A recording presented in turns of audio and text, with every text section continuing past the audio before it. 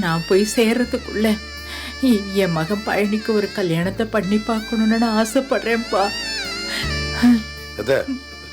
கவலைப்படாதீங்க.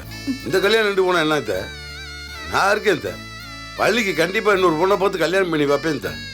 தைரியமா இருக்கு. நீங்க எத்தனை பொண்ணு பார்த்தாலும் என் பசங்க சம்மதிக்க மாட்டாங்கப்பா.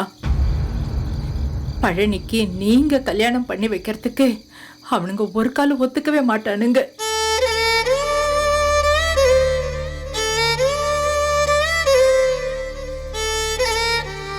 பழனிக்கு கல்யாணம் ஆகணும்னா அதுக்கு ஒரே ஒரு வழிதான்ப்பா இருக்கு.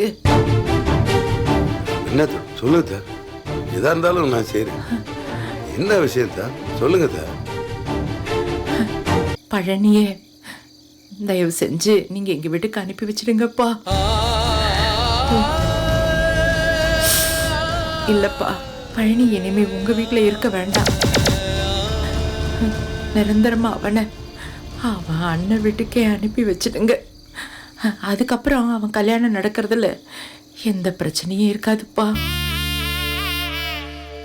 முத்துவும் சக்தியுமே அவனுக்கு ஒரு நல்ல பொண்ணா பார்த்து கல்யாணத்தை பண்ணி வச்சிருவாங்க.